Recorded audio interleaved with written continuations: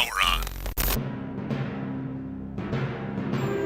The following is a presentation of the Sovryn Technica podcast feed.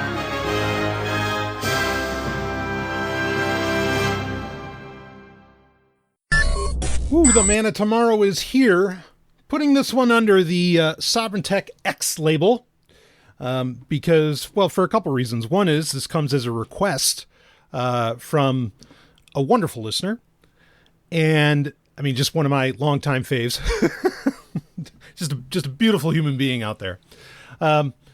And also because it's a subject that, honestly, I haven't, even on a proper Sovryn Tech, I haven't really talked about in a very long time. I mean, I've talked about NFTs, sure, but haven't really given an overview, around the crypto space in a good while. I've talked about it some on other shows that I've been on, like Into the Void, and some others, where I've gotten into it. But, in general, in my feed, I haven't given, a kind of an update of, cause we're in this game for over a decade now. I don't mean, yes, Sovryn Tech has been going for over a decade, but I mean cryptocurrency, blockchain, Bitcoin. And I think it's when the listener asked, I was like, oh yeah, or yeah, no, I should totally do that. It's a great idea. And so I want to get that in. Now, I guess just to give some background, because it's been a little while since I've talked about this stuff, directly in my feed, I want to give a little background for new listeners who maybe, don't go that far back, as to, what is my quick history with the crypto space, and then, what is my present with the crypto space, which I think is also valid, actually, maybe even more so. Okay, so I have been into Bitcoin pretty much since 2010, and certainly ramped up hard in 2011 when I had initially moved to New Hampshire. It was just one of the hot things going on. I mean, you basically, New Hampshire, the New Hampshire crowd. I'm not saying this is true of everybody in New Hampshire. I'm just saying with the cool kids around, everything was libertarianism, paleo, and as in the paleo diet and lifestyle. There's another P that could come up too, that being polyamory, but, and Bitcoin, and blockchain, like those were the hot topics. Okay. And so, certainly I fell into that. But I was into it before, I had even moved to New Hampshire, honestly, even before I'd really heard about the Free State Project. I've told a story that at a previous workplace, we used to have to burn in computers and, burn in the RAM and everything. And my burn-in process was running Bitcoin miners at the time, off of USB drives. So anyway, I don't have any of that anymore whatsoever. But we'll talk about this. But that's my point, is that, this is something that I have been interested in and engaged in for an incredibly long time. Now, when I moved to New Hampshire, of course, I end up being on Free Talk Live, which was for a while, I think people forget this. This is a nationally syndicated radio show, certainly in 2011 and 2012, in 2013, the only radio show, and maybe even the only major, kind of outside of, online news sites and blogs and whatever, probably the only, nationally syndicated or, nationally transmitted media outlet, like that would be TV or radio, say, that was even mentioning Bitcoin. So it was a voice, and it inspired a lot of people who would go on to become, even bigger deals in the blockchain space, in the crypto space. I don't need to name names, but I'm sure you know them. Just some of the most recognized people, in the crypto space. Some of the biggest names, they learned about it from Free Talk Live. So, and they'll tell you as much. It's not really a secret. Anyway, so being on that show as I was for years, that certainly got me into the space even more. And at one point, combined with the launch of my own show in 2012, that being Sovryn Tech, which covered the blockchain, the crypto space for a long time. I would get invited to speak at various events. I've spoken at many, blockchain events. And I was always honored to do that, even if, and to the credit of the people that ran these shows or, ran these events, even if at times I was very critical of things that were happening in the blockchain space. And I don't just mean like critical, say, of Ethereum, but also perhaps at times of Bitcoin and, and some others. And maybe of the community in general. They always let me say what I wanted to say. And I was really, I was always so honored by that. They always knew, like, no, you can't chain Brian up. You just got to let him go and let him do his thing, and people will be there. And they were packed houses. I was really, really honored by that. So anyway, that's kind of my history. And again, Sovryn Tech, like the blockchain space would be a major focus for quite some time. And as things would go along, and part of the reason I stopped talking about it at the time, we're talking in the 2015, 2016 era, or, around that time, I would stop talking about it, not because I thought it wasn't valuable, but mainly because I saw blockchain going in a direction that wasn't exciting, and that I would basically just be, every week I would just be railing about, oh, what the fuck, why is this major fund manager, getting into Bitcoin? This isn't about that. This is about putting an end to the legacy system, not about propping it up, not about supporting it. Famously, I was very critical of the creation of ICOs, right? Initial coin offerings, which was a way essentially for companies, not even just new ones, sometimes old ones, for them to print their own money, print their own funding. And, that fell apart eventually. But my problem with that was it artificially held up Silicon Valley, as in it artificially propped up Silicon Valley and kept its bubble from popping, which is something that is coming to head regardless of how much they do. I mean, and if you need more evidence of that, look, one of the first signs that a bubble's coming is massive layoffs. And in the crypto space, regardless of the fact that these companies are making hand over fist on their quarterly reports, they're still doing pretty much the largest layoffs, I think, in all of these companies' histories, whether it's Microsoft, Meta, go down the list. That's a sign of bad things to come.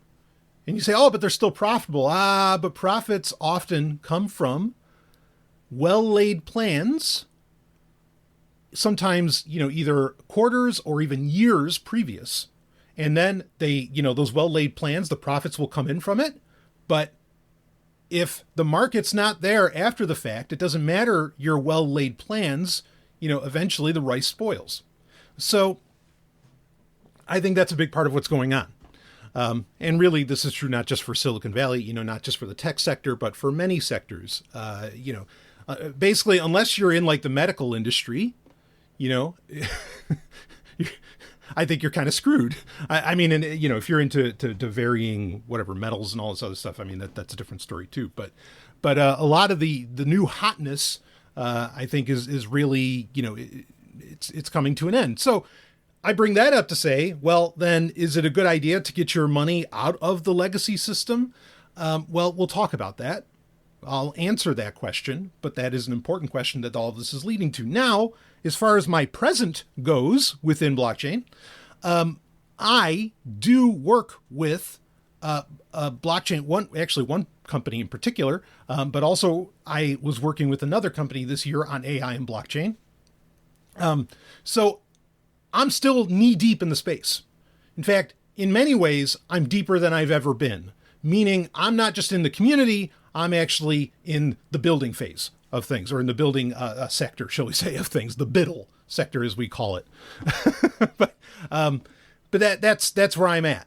Okay. So, I won't go into heavy detail on, as far as these companies go. But I am knee deep with them.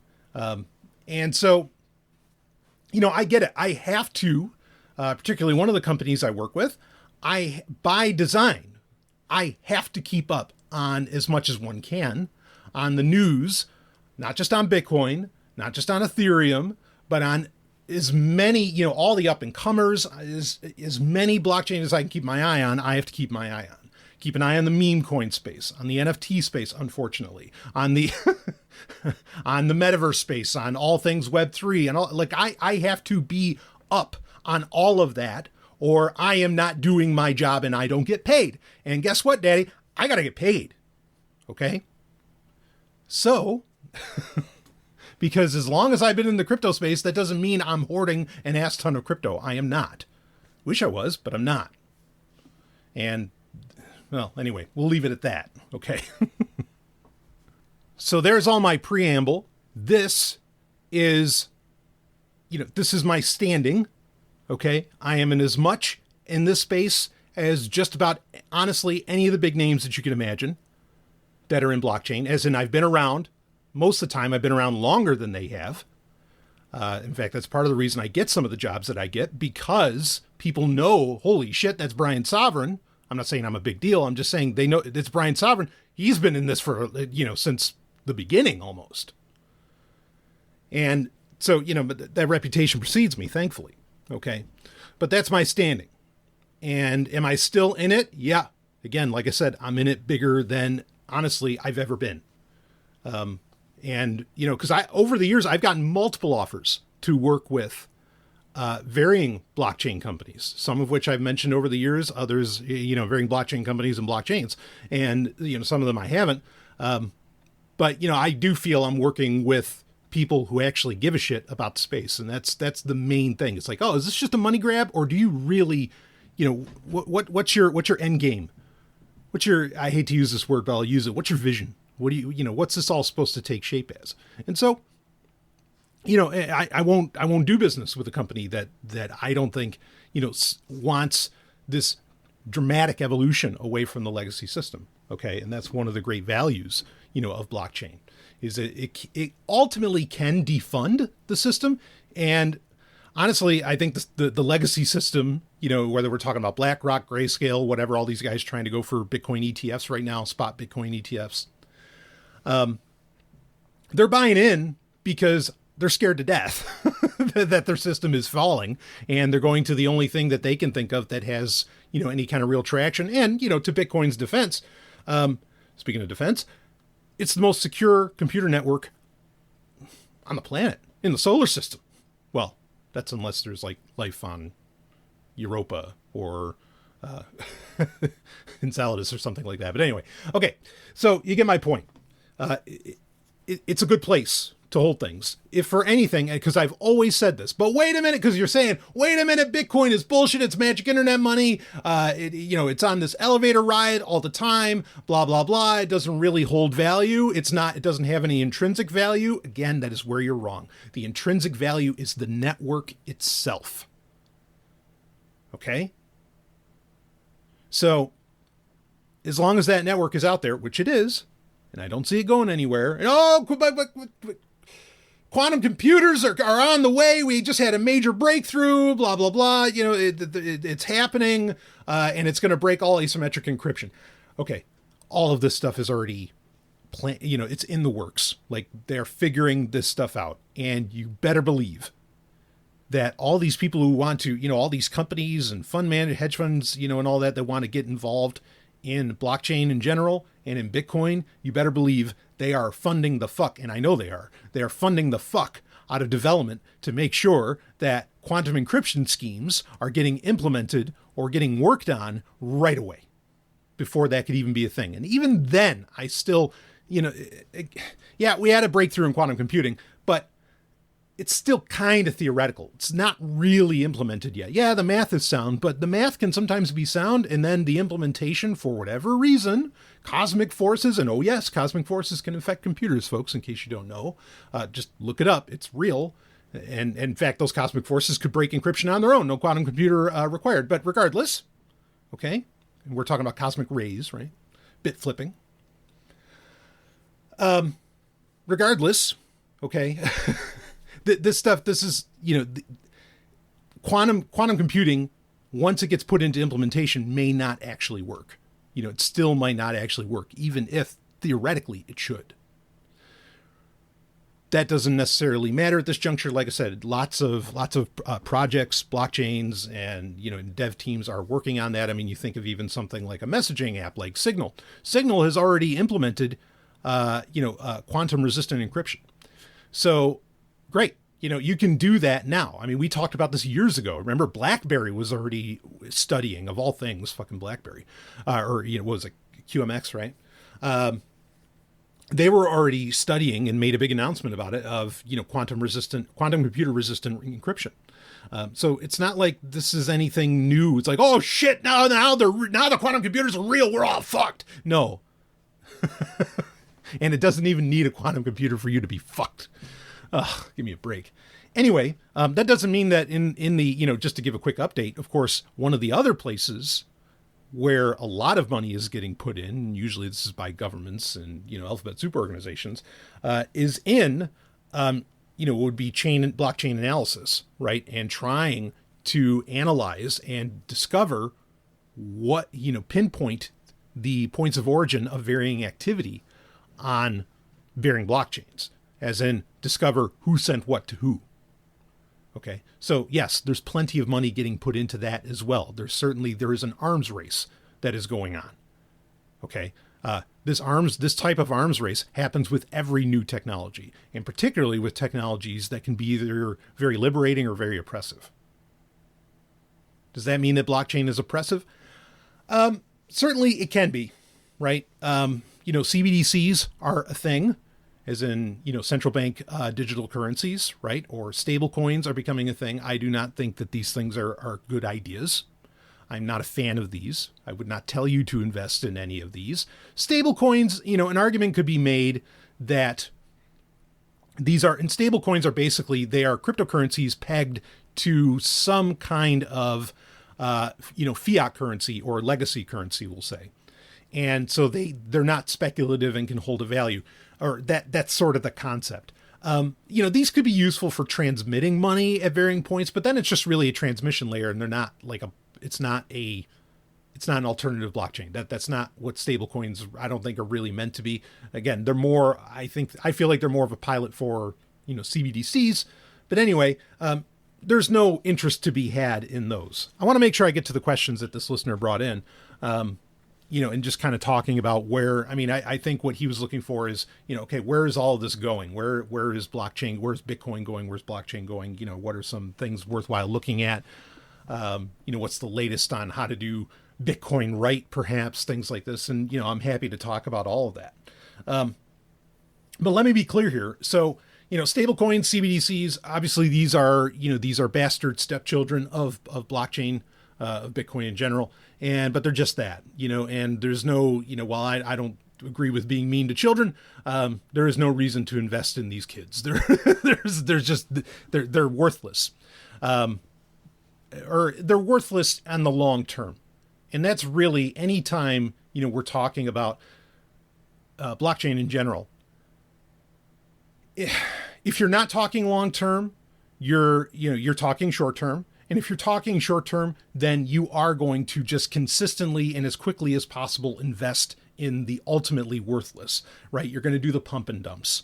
There's a lot of these, and there's new ones all the time, believe me, especially like layer 2, right? Which layer 2 are like coins built on top of a primary coin. Say, things built on top of, like Polkadot, right? Polkadot is built on top of Ethereum and so on. That would be a layer 2. And they can hold their own value.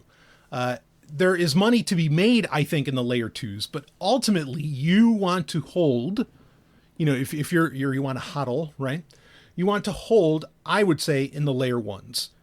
Because one of the issues that I brought up years before these things were being implemented, but they were being talked about, say side chains, cross-chain compatibility, all of this stuff. I had said years ago, don't do it. How are you going to secure this? You don't have that answer, so don't fucking develop. Don't bother. We don't need it. Famously, I was a big proponent of not, side chains on Bitcoin, which some Bitcoin maximalists are even really hot about. Okay. As in Bitcoin maximalist people that are, only into Bitcoin. And they think the rest of the currencies are crap. We'll talk about that. But, I had said, well, don't do side chains. Don't do any of that stuff. Just do colored coins with Bitcoin. And that idea seems to have effectively died. I mean, it died years ago, but it's a pity because I think it's a very simple and very slick implementation, and a secure one at that, within Bitcoin. But it didn't happen because that would allow things to be done more at the core and wallet level, where I think you can make a lot of the real changes is more at the wallet. Like, leave the pipe dumb, right? Leave the blockchain dumb. Have the wallets do all the fancy shit. But whatever, okay? So, yeah, I think we got a lot of that out of the way. NFTs, still worthless. Bringing in the Bitcoin conversation, of course, one of the success stories of 2023, I'm not saying it's a good thing, but it's a success, is what's called Bitcoin ordinals. And ordinals is this idea where you can put like a bunch more data into a blockchain blockchain transmission than maybe the blockchain itself was really designed for. This has allowed for NFTs, among other things, but primarily what people know it for are NFTs on the Bitcoin blockchain. Okay. Again, this is called Bitcoin ordinals. Again, it launched in January of this year of 2023. It kind of came out of nowhere, and it got to the point where, one of the criticisms that people make against, say, Ethereum and some of these more, shall we say, Turing complete blockchains, one of the arguments made against these is the transaction fees are fucking insane. And we certainly saw that as well. I mean, more so in the past couple of years, but 2023 wasn't a shining example either. I remember there was points where the gas fees on Ethereum, you were looking, even just to send $100, the gas fees would be almost as much as $100, or it would be $100. It'd be even worse than that, like far worse. Crazy. It would cost millions to send millions. That doesn't even make sense, right? But that's literal. It happened. Anyway, it got to the point with ordinals. Now, granted, maybe this doesn't seem so bad to you, but one of the, arguments for proof of work and for lots of different things for why Bitcoin is set up the way it is that it is the best way to keep transaction fees, mining fees, as low as possible. But we got to the point where it peaked up to almost $40 for transaction fees. And that would be to send just about anything. You could send a buck and it could cost you $40. So, ordinals have been problematic. And there are a lot of Bitcoin maxis, a lot of Bitcoin maximalists who do not like ordinals.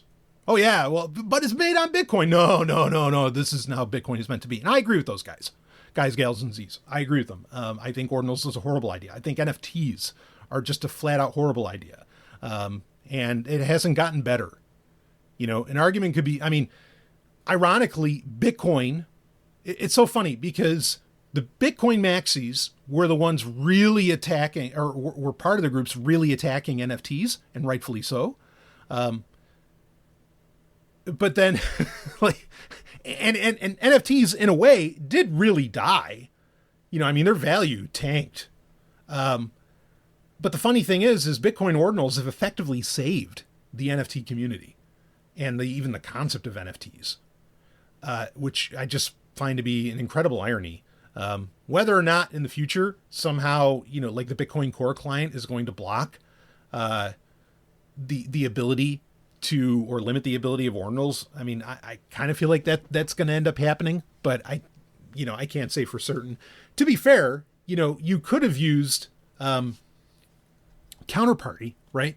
You could have used Counterparty to do, and people did use Counterparty to actually attach, because Counterparty is kind of a layer 2 for Bitcoin, to actually attach NFTs to the Bitcoin network.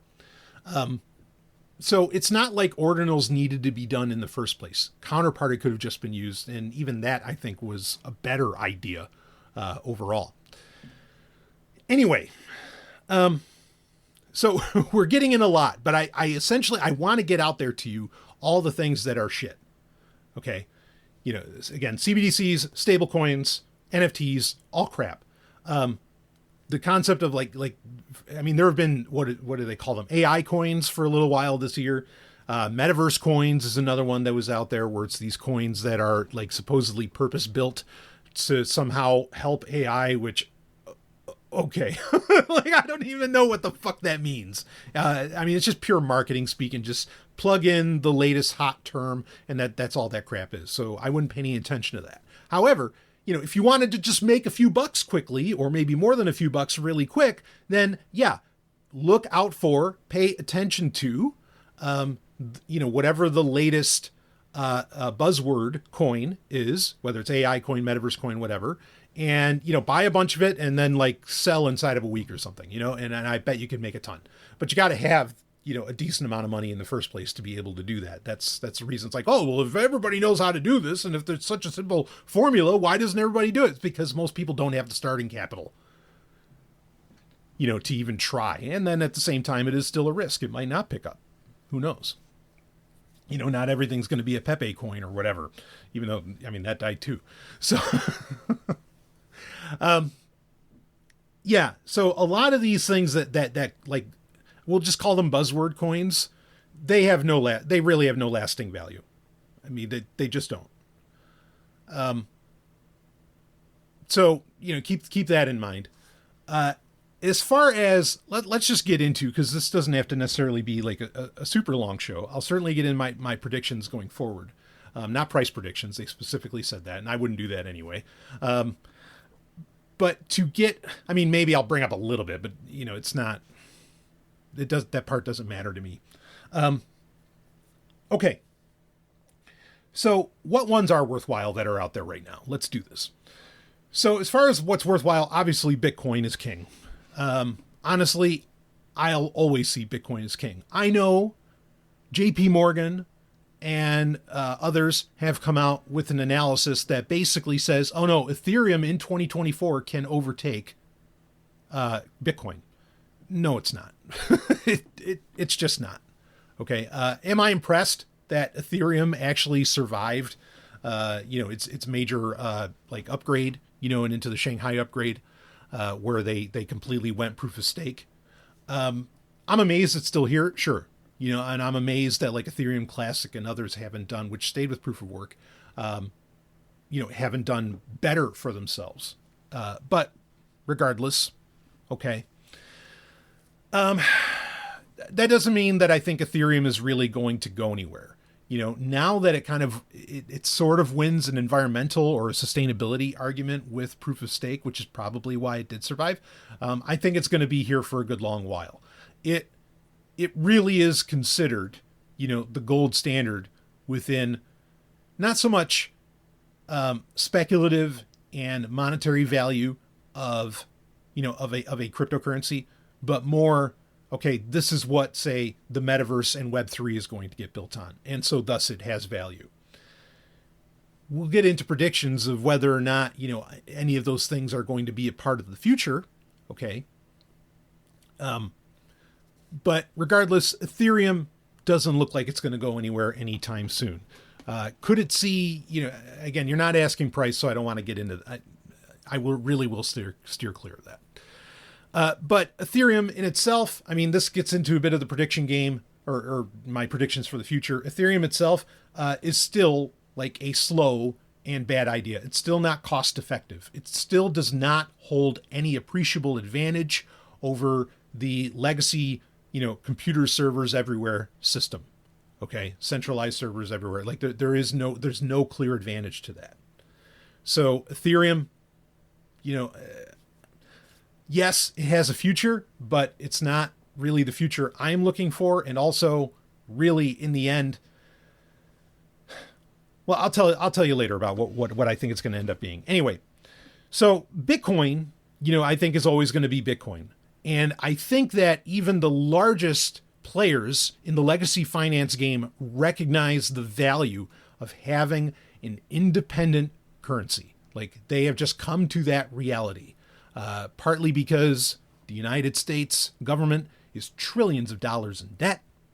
Okay. Like, it literally can't afford to fucking go to war. Otherwise, don't you think they'd already be jumping on Iran, jumping on, a lot of, I mean, yes, they're sending some money, but they're not, it's it's pennies to the dollar or whatever, compared to sending actual troops. It's an amazing time to consider, and I don't say amazing necessarily in the positive, but it's an amazing time to consider that we live in a time where the U.S. literally can't afford to go to war. I mean, I'm glad, but wow, that's how bad it is that even the war machine can't be funded. So, that's why I say that a lot of, even the biggest players in legacy finance recognize there is value in having a completely geographically independent currency.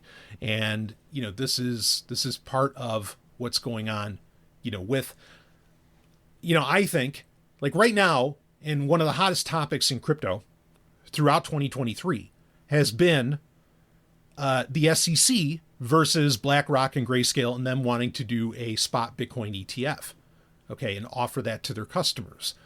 Now, let's be clear here. Per usual, the United States is wildly behind the rest of the world, right? Insultingly behind the rest of the world in almost every way, okay? And even in innovation, wildly behind China. Not even close. Like there's no argument. Whoa, why does Apple develop shit in China? Why don't they do it here? We got the best and the brightest here. No, we don't. Sorry, jackass.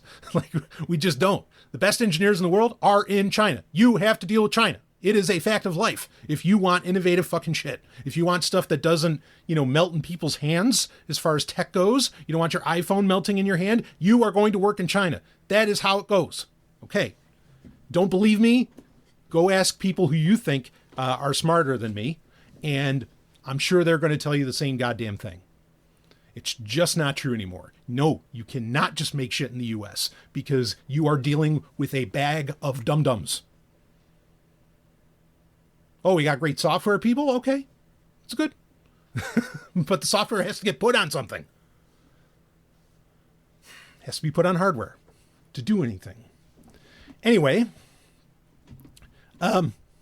so to be clear, my point was that in other parts of the world, including Europe and, other areas, spot ETFs, not just for Bitcoin, but also for Ethereum and whatever. I mean, they're everywhere. It's nothing new. It's only an argument in the United States. And why is that?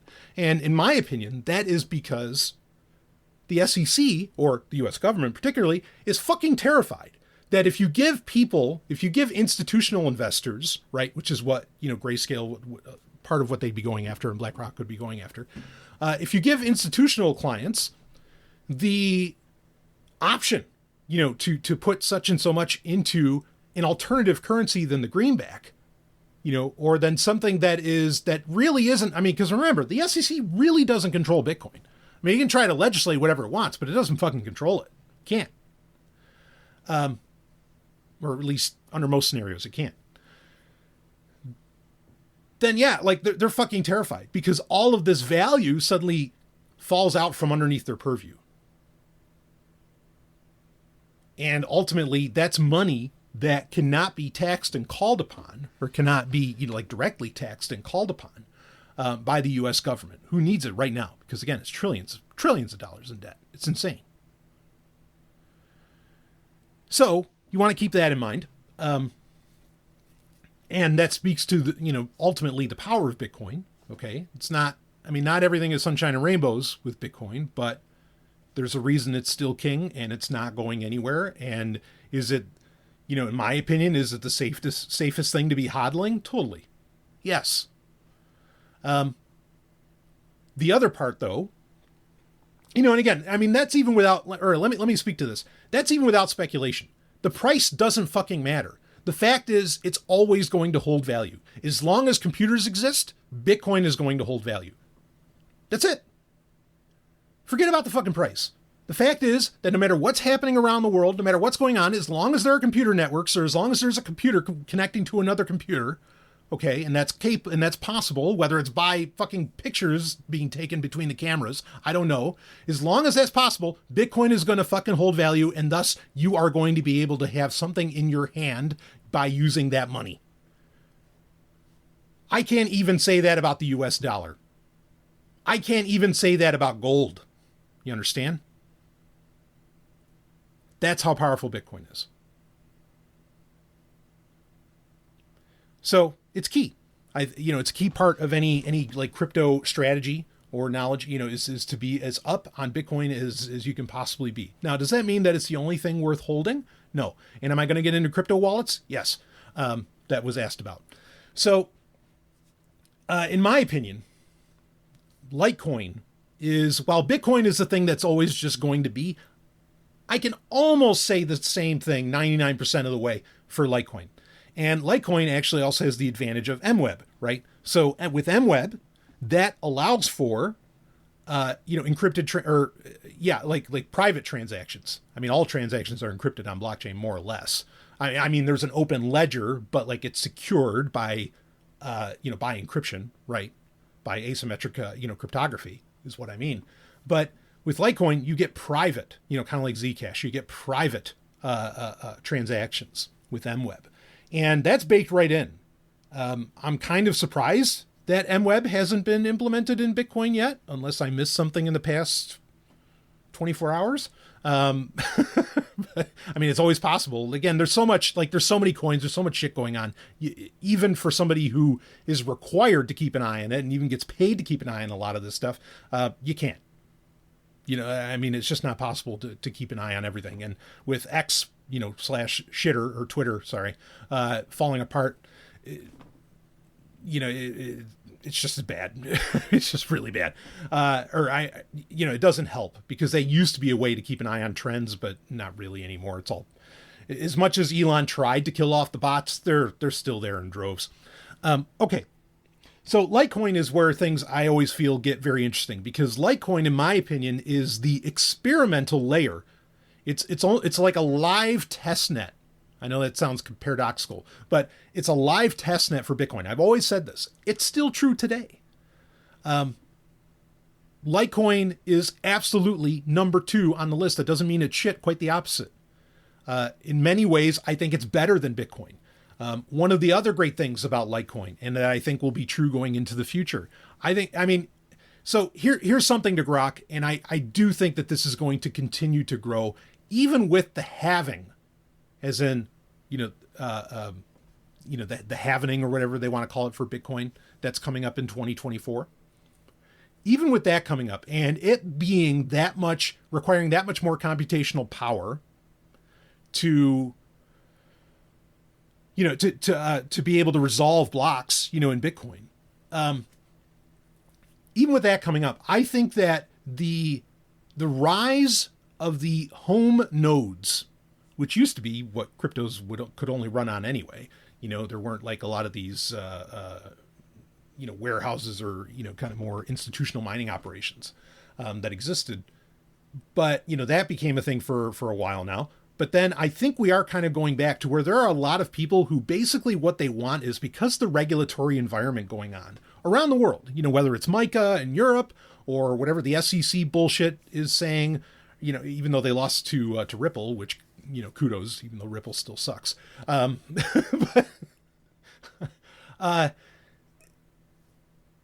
There's so much regulation. A lot of people really want, what do you call that? Like KYC, right?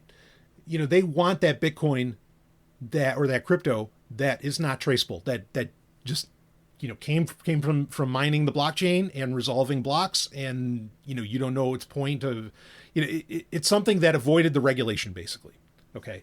So this is a thing that is still popular in Bitcoin today. And I think it will continue to be popular, even if mathematically it seems almost impossible that a home Bitcoin node miner could resolve a block.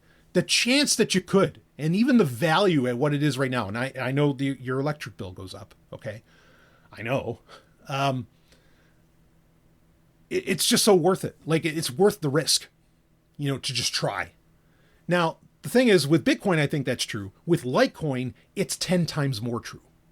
Meaning that Litecoin is fairly less intensive than Bitcoin, holds great value, and I think will continue to go up in value, because there's going to be that point where, okay, yeah, Bitcoin's done so well for us that, honestly, in another 10 years, where I think people will look at Litecoin and go, well, this is another Bitcoin. Like, let's be redundant. Let's have redundancy, not be redundant, but have redundancy. Let's rock that. And I think that would be a smart move. And I could really see that happening. I don't see Litecoin going anywhere.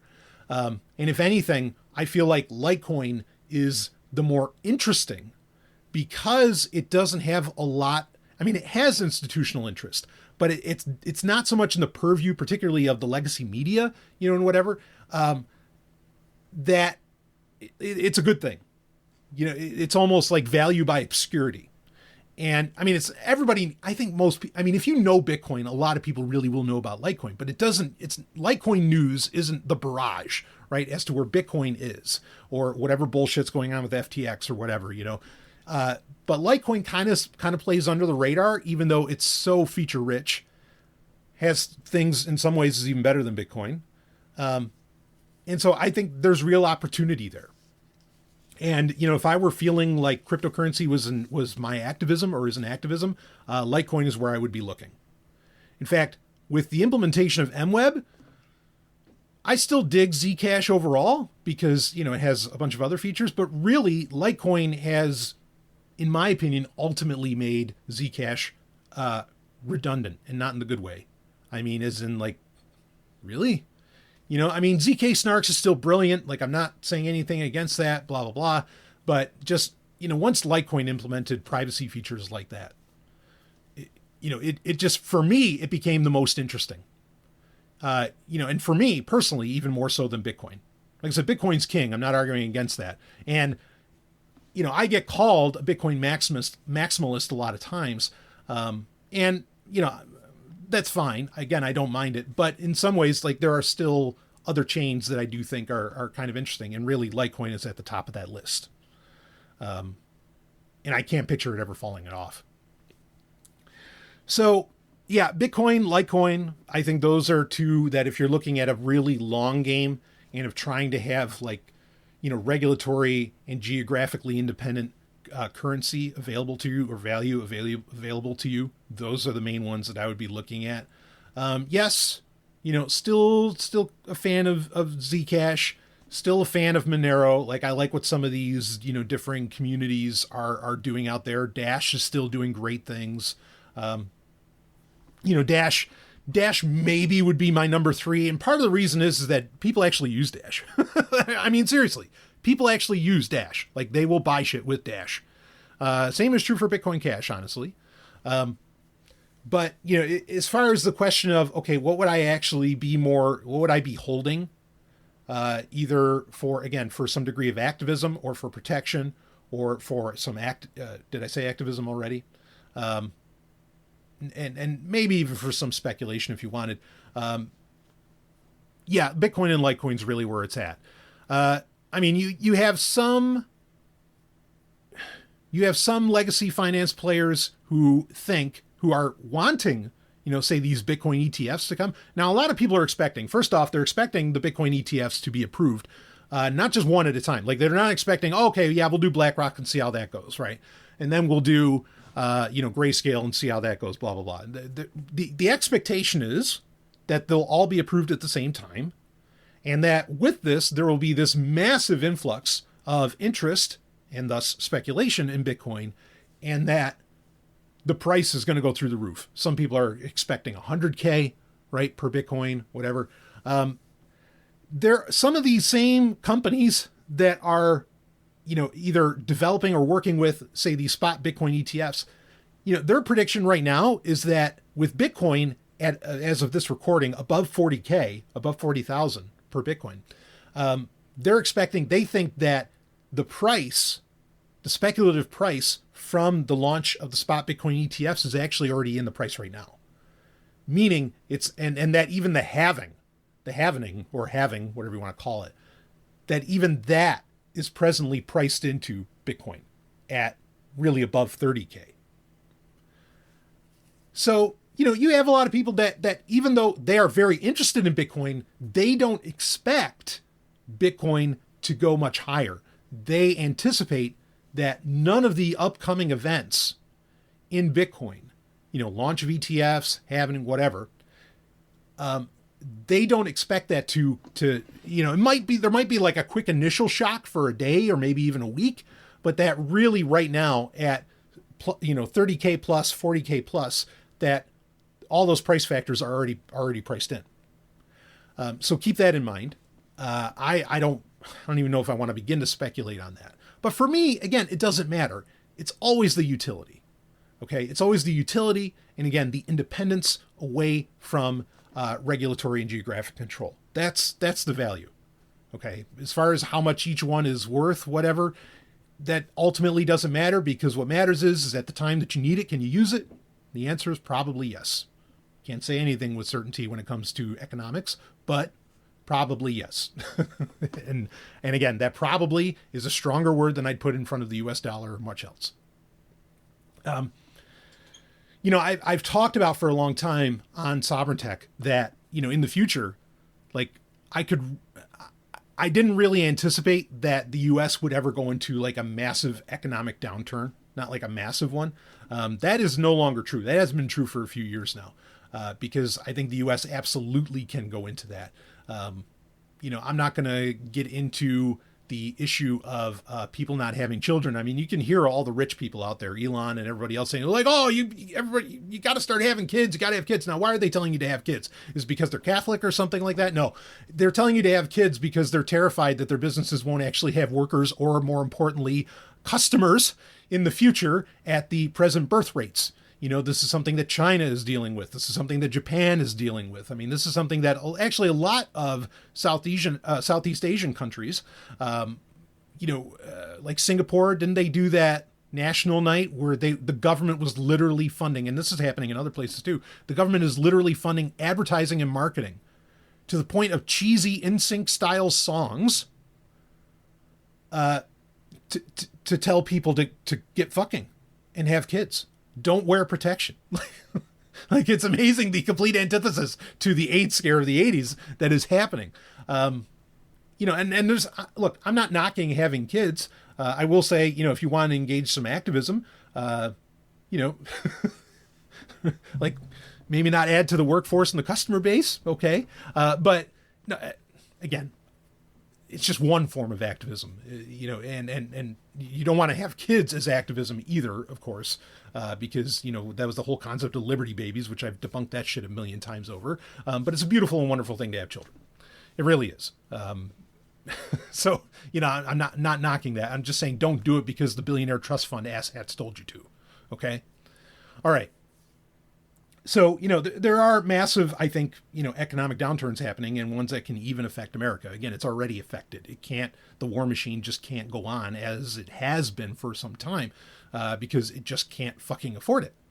And you say, oh yeah, they just print money. No, you can't, they can't really print money. And one of the nice things about a lot of the legacy finance system, as much as I don't want them in Bitcoin, at the same time, they're going there because they know that this is coming. So I don't like it, but I do see it as a signal that, the system has failed, actually failed a long time ago. But anyway, so going into the future, holding on to the global currency, it's the same arguments for why people held gold for so long and all these other things. Yeah. Just don't do it out of speculation, because, within speculation, you have plenty of people who will make a great case to you that no, all these things are already priced in. And those were conversations that didn't used to really happen in Bitcoin, but now they're happening. And I'm not saying you have to agree with them or pay attention to that. Could it still be $1 million Bitcoin in 20 years? Maybe. But for right now, at least for the next 100 years, I don't see any of this stuff going away. And, in 100 years, you can tell me that I'm wrong, and I'll be here. I'm 42 right now, 142. I could swing that easy. So, no, really. God damn it. Yeah. Sorry. You can call me out on it. I mean, if you're still here. But anyway, as far as wallets, where to store this stuff. So in my opinion, I still think the two best wallet, you always want two wallets, right? You want a hot wallet and a cold wallet. Okay. If you could only have one, I always recommend a hardware wallet. Okay. And my top choice every single time, and it's still true, especially with the fiasco, that has happened throughout 2023 with Ledger, the Ledger hardware wallet. My top pick is always Trezor. These guys just keep delivering. They did just have a new wallet come out this year, the Trezor Safe 3. Their Cadillac wallet is still the Trezor Model T. They still support the Model 1 years and years later. These guys just make the best shit in the world as far as hardware wallets go. You can even, if you did want to be, a Bitcoin maxi, which I lean in that direction, and I respect that direction. I'd be looking at, like, with the Model T or even the Trezor Safe 3, you can set it for the firmware to Bitcoin only, which I think is a smart thing to do. But yeah, so any of their models really will do. I love their Model T. I've had one for many, many years. The thing does not fail me, no matter what it goes through. Of course, I always store mine. I get like one of these, kind of Pelican cases. Okay, good luck finding mine. But get one of these waterproof, cases that, and you can get smaller ones. Usually they're made for holding like ammo or something like that. And I just leave it in that. Pull it out every once in a while, not to make any kind of transaction. Wouldn't have anything really to transact anyway. But just to keep the firmware up to date on it. The software support across, Mac OS, Linux, and Windows, and even Android actually, is phenomenal with the Trezor, or with basically any model of Trezor. The Safe 3, I haven't used a Safe 3. I do love how open source it is. There's a lot. That's true for most of their stuff. But yeah, that looked really slick, and that's a little more cost-effective option, right? Like the Model T, I think costs around $200. Maybe it's like $180 now. I think they did a price drop recently. And the Trezor Safe 3 is like $80. I think that's really worth looking at. It's got a nice little OLED, monochromatic screen on it. Any of those will do you just fine. But that's really the only company I'd go with. They are the gold standard as far as hardware wallets go.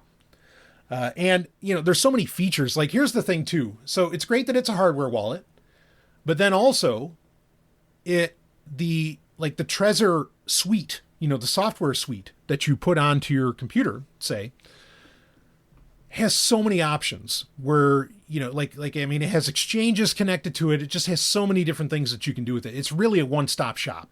So it can be your hot wallet and your cold wallet. That's why I say if you're only going to get one, that's the one. The software support's phenomenal. So, but then if you were just getting something put on your phone, I'd go with Edge Wallet. Edge Wallet, Paul Pui and all those guys, gals and Z's, they've been doing dynamite work for many, many years, and they still are, and they're still the best. As far as, wallets that work on a smartphone. Actually also plays really nicely with iPhone. Jack's Liberty, that shut down in 2023. So that's not necessarily an option now, even though that was a great wallet. Cool things happening with the decentral people all the time. But that wasn't part of, other things to work on, right?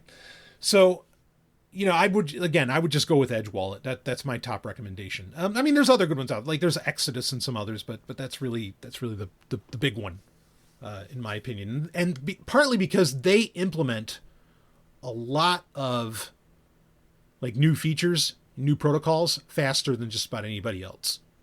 So I really dig Edge Wallet. Okay. So I think that really ends the wallet conversation, on that. If you did need a desktop wallet, like I said, there is Exodus. That's a great desktop wallet. But I wouldn't be looking too much, beyond those. As far as kind of a quick look at the future. Okay. To talk about the future of cryptocurrency is really to talk about the future of the economy of the world. I still firmly believe, and I've said this pretty much since episode 1 of Sovryn Tech. So go all the way back to 2012. I still firmly believe that the world, even though there is going to be some economic hard times for sure. And there's an interesting argument. I've already made the argument that we're already in World War III. Like it's actually been going on for at least 2 or 3 years now. You just don't know it because it started off as a cyber war. Now it's getting physical. Part of that has to do with Israel, Hamas, and others. Okay. But we're already in World War III. And in some ways, even that ironic, or what would seem paradoxically, but ironically, is kind of propping up and keeping a lot of economies from collapsing, say in, Russia and other places. So, things are not going to get better immediately. And I think for much of the world, it is doing this. It's not natural. It's really an artificial progression, but an artificial progression or evolution into the sprawl. Now, when I say the sprawl, I am referencing the classic William Gibson books, starting off with Neuromancer, and Mona Lisa Overdrive and whatever. The sprawl is when basically the Earth more or less turns into Coruscant, right? Where like everything's a fucking city. Okay, we know already that the present trajectory is for most cities to turn into what would be called megalopolises, right? You have the classic, which I brought up many years ago, of Bosnia-Wash, which essentially means that everywhere from New York City to Boston to Washington, D.C., it's actually all one, really, it's all one gigantic city. I mean, part of the problem is, what is a city? There's no clear definition on that, okay? But we are heading towards the era of megalopolises, maybe not so much like Judge Dredd, but, in that direction. You could think of like Lagos, where that and many of the other, municipalities in the area, they really all kind of cover, it's become almost one city. There's other places where this is true. I think we're heading in that direction. And the thing is, you can only build so high and you can only build so far out, until things get even more confusing. And there's an argument to be made that what is going to naturally happen, evolve, quote unquote naturally, even though again it's all artificial, what is going to, shall we say, artificially evolve out of that, or logically evolve out of it, perhaps not to say that it's logical, but you get my point, would be the metaverse, would be digital real estate, right? And almost these digital fiefdoms that will occur because it will just be so confusing. There will be no real identity with any city anymore. Which right now, a lot of people do identify with their cities. They identify with Boston. I know I'm from New York City. It's a major part of your life, but that sort of thing will fall away as to where, kind of the metaverse will give people a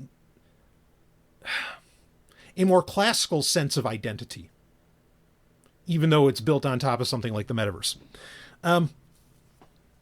So I do think we're heading for the sprawl, for a while anyway. And look, this World War III could go on for 100 years. Okay. But we're heading for the sprawl. And, so there's just going to be more and more city. And eventually it's just, again, people are going to want to feel like there is their own space or their own culture or their own subculture or whatever. And that's where the metaverse could come in.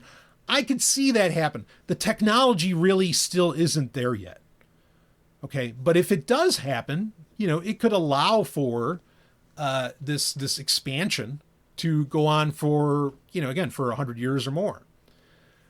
If it doesn't happen, this could all collapse a lot quicker, because people are going to want to feel like that sense of identity and connection.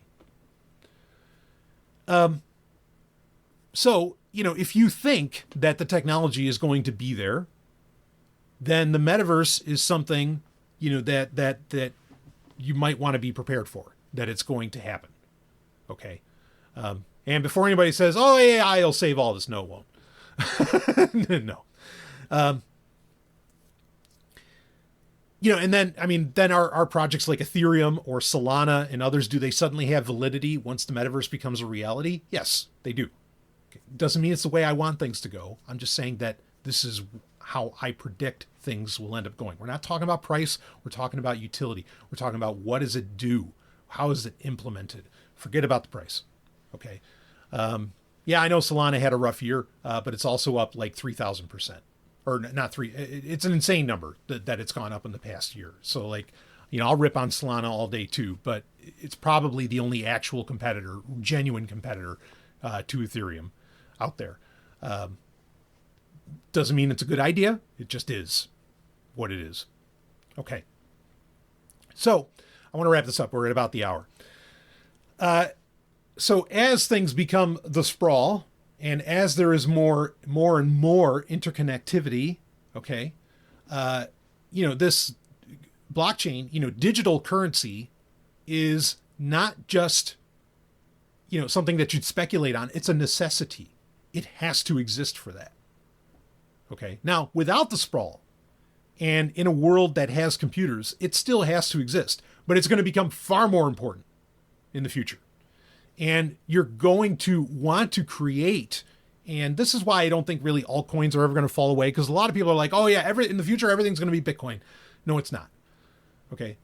I mean, preferably if we kept going on this trajectory and I was a conventional person, yes, I would want it to only be Bitcoin, but that's not what's going to happen. Why?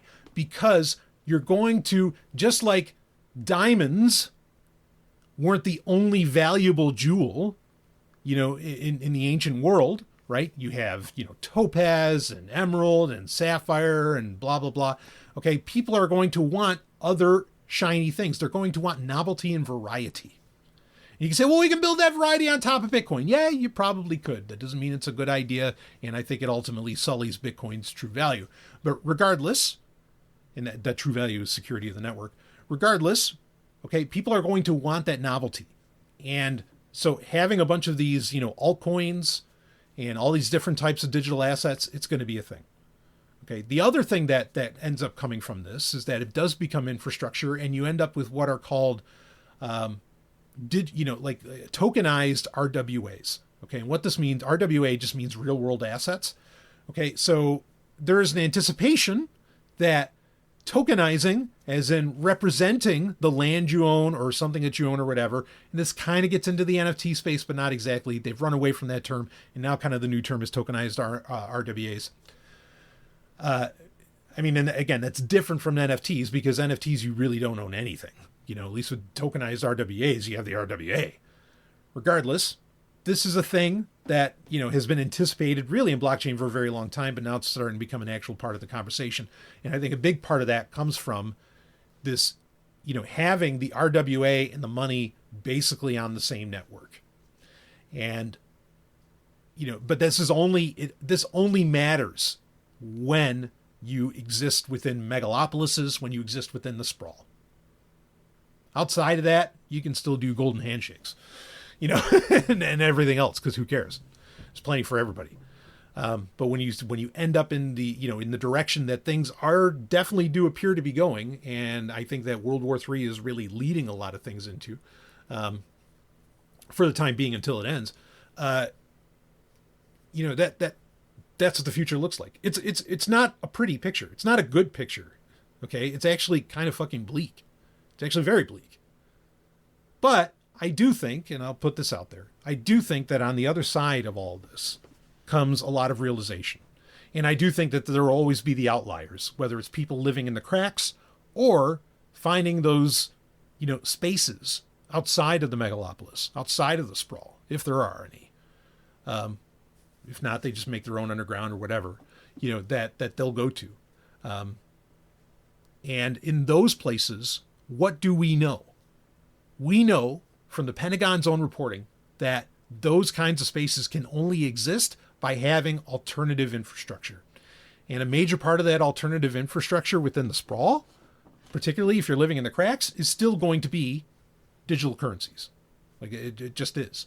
But if you're living outside of that, again, then you do what you like. And I think that there are a lot of, what I was going to get at is, there's clearly, to use this term, there's clearly a real spiritual awakening, an awakening of wanting genuine connection that is going on from the artificialness that we have to deal with, whether it's because of what Silicon Valley is schlepping on everybody, or if it's the bullshit that AI is flooding the internet with. I mean, the internet is, I subscribe to the dead internet theory anyway.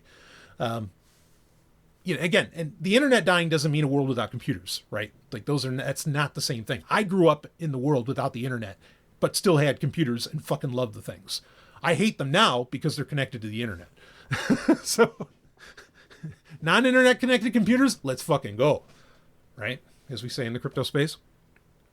So anyway, we're in for some rough times. And so holding digital currencies, I think, is a smart move. They're not going anywhere. And it's still very much, in my opinion, it's still very much ground floor for all these things, regardless of what the value of Bitcoin is. It's still ground floor because most people don't understand what's coming in the future. And so they don't understand why they may need these things. I mean, look, if you really want to hold value, you're going to make a garden in your fucking backyard and you're going to grow your own goddamn food. That's value. Bitcoin's bullshit and compared to a tomato. Bottom line. But if you're existing in the world as it is, then, digital currencies are something, yes, that I think are worthwhile to holding and are going to be a part of your life, whether you like it or not. But, if you want to step outside of all that, well, then none of this stuff really matters to you. Even though, unfortunately, most places on the planet where you live, you got to pay taxes somewhere. Otherwise, men with guns come and they take you off of the land, and you can't hold them off forever. You try and hide, maybe that's a viable strategy, but you can't hold them off forever. And so, you got to have something that somehow pays them, whatever that happens to be. And if you can work some kind of barter system, great, okay. But again, for most of us, digital currencies are going to be the norm. So, paying attention to them, being on top of the ones that have staying power, is there value in that? Absolutely. And that's part of the reason that I did this episode. Is it the future that I want? Honestly, no. but is it the future that's coming? Yes. And, do I want to do my best to live outside of that future or live in the cracks of it? Yeah. That's the plan. So, and maybe it's your plan too. But if not, yeah, you want to jump on these, or, you want to get educated on them at the very least and pay attention to when your threshold of entry point comes. Okay. So there you go. I'm not telling you, go buy Bitcoin, go buy Litecoin, I'm not saying that at all. I'm saying pay attention to your own thresholds and understand that these things are going to be a part of your life if you stay within society at large. Okay. That's it for this Sovryn Tech X, kind of a bit of a rambling conversation, but there's so much that's gone on in crypto since there's so much that's gone on in 2023, let alone since the last time I had a major conversation about it. It needed to take a lot of twists and turns. It needed to be a journey. And I appreciate anyone who was listening and went on that journey with me. And if you find any value in it, of course, feel free to reach out to me. Plenty of ways to do so. And I will see all of you on the other side.